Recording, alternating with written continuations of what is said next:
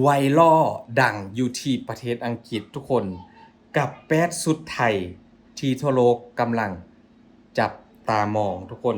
และก็เป็นกระแสที่ว่ากำลังพูดถึงกันอย่างมากนะทุกคนคลิปต่อไปนี้ทุกคนได้เห็นกันแล้วบ่ทุกคนเดี๋ยวเราไปเบิ่งกันเลยซะนะเพราะว่าบ่พิมพ์ก็จัดมาให้เรียบร้อยแล้วทุกคนคลิปที่ทุกคนเห็นนี้ก็คือเมื่อชาวไทยจำนวน8คนทุกคนที่พวกเข้าพากันใส่ชุดเป็นชุดที่ว่าโด่งดังกันแล้วนะอยู่ที่ประเทศไทยชุดนี้ก็หลายคนก็คงจะคุ้นหน้าคุ้นตากันแล้วนะทุกคนก็คือจะเป็นเหมือนกับชุดไทยแบบหลายๆแบบนะทุกคนรวมกันทั้งหมดก็คือ8ชุด8แบบนั่นเองนี่มีทั้งใส่ผ้าสบายแล้วก็ใส่ผ้าสิ้นนะทุกคนเป็นชุดไทยที่ว่ามีหลากหลายหั่นแหละแต่ทุกคน คลิปที่ว่าเป็นไฮไลท์แล้วก็เป็นไวรัลอยู่ที่ประเทศอังกฤษนะทุกคนก็คือแปดสุดไทยหรือว่าแปดสุดพระราชนิยมที่ว่าเป็นสุดไทยอ่าที่มีการใส่กันมาตั้งแต่สมัยก่อนๆนะทุกคนล่าสุดก็มีการไปเผยแพร่อยู่ที่ประเทศอังกฤษนะทุกคนโดยชาวไทยยิ่งไทยจำนวน8ท่านนี่ทุกคนแต่ละคนก็ถือว่าใส่สุดไทยออกมาแล้วสวยงามจริงๆทุกคนนี่ คลิปที่ว่าเป็นไวรัลแห่งก็คือทาเขาเรียกอะไรนะทากลมทาไหว้ก็คือทากลมกราบนั่นแหละทุกคนคือยิ่งไทยคนนี้เลยที่ว่าใส่สุดนี้แหละทุกคนนะทากลมกราบเข้าเมื่อกี้เดี๋ยวทุกคนก็จะได้เห็นไปพร้อมมาพิมพ์เติมเท่านึงทุกคนเป็นไวรัลแห่งตอนนี้ก็กำลังโด่งดังกันเลยอยู่ที่ประเทศอังกฤษแล้วก็ทั่วโลกกำลังพูดถึงนะทุกคนเพราะว่าก่อนหน้านั้นก็บ่เคยมีภาคเลยที่ว่าใส่สุดไทยสวยๆนี่ไปทำอะไรนะการถวายหรือว่าการกราบแบบลักษณะแบบเศร้าๆไทยที่เขากำลังทำอยู่นี่นะคนอยู่ที่พระราชวังอังกฤษบอกที่ว่ามีมานั่นนะทุกคนพี่ก็พูดซื่อบ่ถึกนะสวยแฮงทุกคนสุดไทยที่ว่ากำลังเป็นไวรัลกำลังโด่งดังอยู่ที่ประเทศอังกฤษตอนนี้ทุกคนกับชาวไทยทั้งหมดก็คือ8คน8ท่าน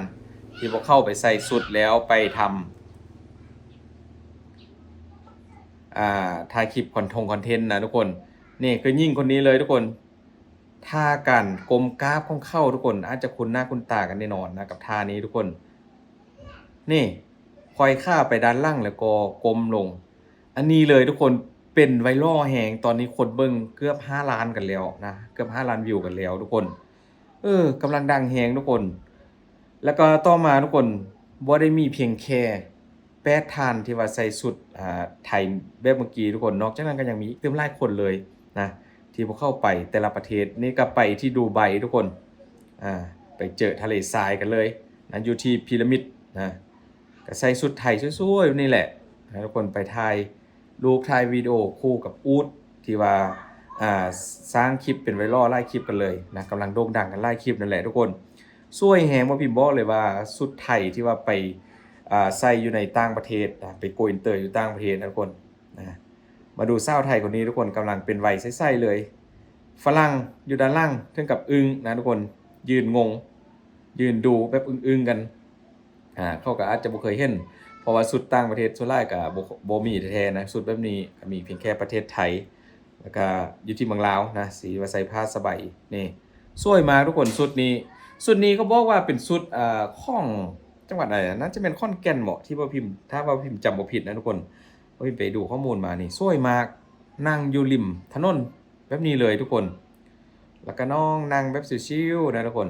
ถือว่าโดดเด่นแห่งนะมาต่อกันที่จุดหนึ่งทุกคนว้าวอันนี้ก็เหมือนกับไปงานอะไรสักอย่างนะแต่ว่าพิเศษก็คือสาวๆเขาใส่ชุดไทยกันทั้งนั้นทุกคนนะเป็นคนไทยใส่ชุดไทยในต่างประเทศประมาณนี้แหละเหตุให้สะดุดตากันแฮงก็ถือว่าไทยทำออกมาได้สวยเลยทุกคนอันนี้ถือว่ากำลังเป็นที่น่าสนใจของสาวต่างชาติที่ว่าพวกเข้าได้ไปเห็นนี่สวยมากทุกคนโอ้โหสถานที่ที่ว่าเป็นแบบยุโรปนะทุกคนแล้วเอาชุดไทยไปใส่แล้วมันรู้สึกว่าแบ็กกราวด์ด้านล่างมันจะเป็นสีเดียวกันแต่ว่ามาตัดใส่กับชุดไทยที่ว่าชุดไทยโดดเด่นแหงพี่น้องมาดูที่อาหรับทุกคนโอ้โหผู้บ่าวอาหรับอยู่ด้านล่างถึงกับงงกันเลยอึ้งกันเลยชุดไทยผ้าสิ้นสีชมพูแล้วก็จับธงชาติไทยทุกคนนะสะบัดไปมาอยู่ท่ามกลางส่วนสาธารณะบอกเท่าที่ดูมา ก็มีธงชาติไทยปักอยู่หน้าอกนะทุกคนสวยมากนี่นะบ่พิมพ์ว่าเคยพูดมาหลายคลิปแล้วว่าเป็นการเผยแพร่วัฒนธรรมไทยหรือว่าสุดไทยที่แบบบ่มีศาลไหนที่ว่ากล้าทำเหมือนกับคนไทยนะทุกคนพอทำออกมาแล้วมันดูดีมันสวยงามมันลงตัวและที่สำคัญทุกคนสุดไทยที่ว่าเข้าไปใส่นี่มันเข้ากับสถานที่นั้นๆทุกที่จริงๆนะทุกคนมันบ่มีหยังแบบเป็นที่ติเลยทุกสุดแบบสามารถไปเดินอยู่ตามสถานที่ของต่างประเทศได้เลยนะบ่ว่าจะเป็นริมถนนอยู่สวนสาธารณะสถานที่แหล่งท่องเที่ยวมันเข้ากันหมดเลยนะกับสุดไทยนี่สาวไทยคนนี้เลยทุกคนที่ว่าเป็นคลิปไวรัลแห่งกับท่ากลมกราฟของเขาก็คือเอาข้ามาไขว้หลังบ่ฮู้ว่าเขาเรียกว่าท่าอะไรทุกคนท่านี้เลยนะคนเข้ามาดูเยอะมากแล้วก็ชาวต่างชาติโดยเฉพาะก็แม่นฝรั่งบ่แม่นอังกฤษนะยุดอันคลิปนี้ก็ถ่ายอยู่ที่ลอนดอนนะทุกคนพวกเข้าก็มาคอมเมนต์นะชาวต่างชาติมาคอมเมนต์ชื่นชมว่าเป็นการให้เกียรติสถานที่เป็นอย่างยิ่งกับท่ากลมคำนับของเขานะทุกคนกับชาวไทยคนนี้เพราะว่าปกติก็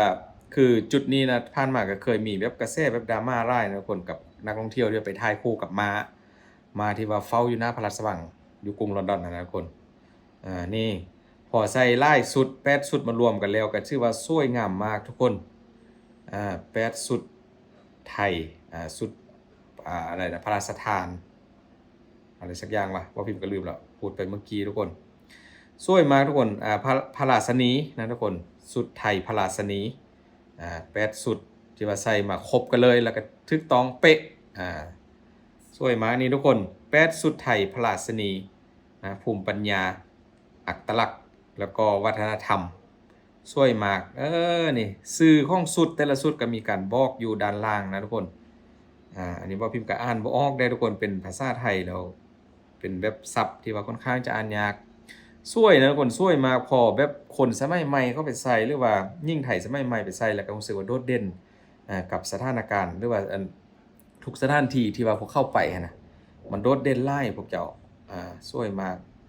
นี่มาดูจุดนี้ทุกคนโอ้โหด้านล่างทุกคนถ่ายคู่กับมาเนี่ยก็น่าจะเป็นมา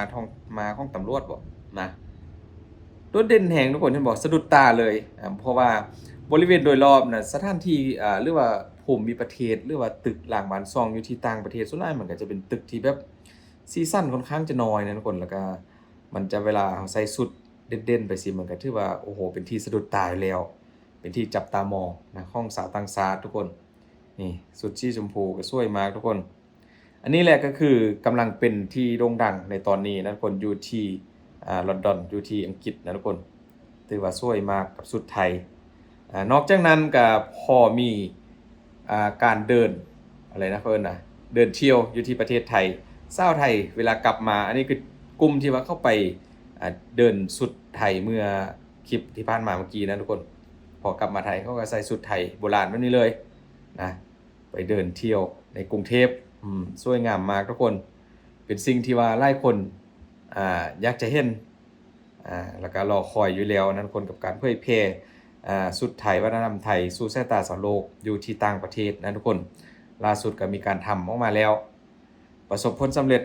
เป็นที่โด่งดังกันเลยนะก็คือชาวไทยคนนี้กับท่ากลมกราฟคำนับของเขาเป็นการให้เกียรติต่อสถานที่นั่นเองถือว่าได้รับคำชมเยอะมากนั้นคนกับชาวไทยที่ใส่ผ้าสิ้นสีทองสวยมากจริงๆอันนี้ถือว่าขนาดว่า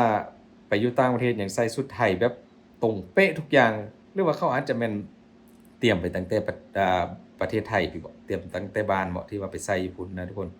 สวยมากแต่ละคนครบสุดเลยนี่ก็บ่แปลกว่าเป็นหยังมันต้องดังขนาดนั้นนะทุกคนก็ถือว่าเป็นที่น่าจับตามองของนักท่องเที่ยวที่ว่าพวกเขาได้ไปเห็นอยู่บริเวณนั้นทุกคน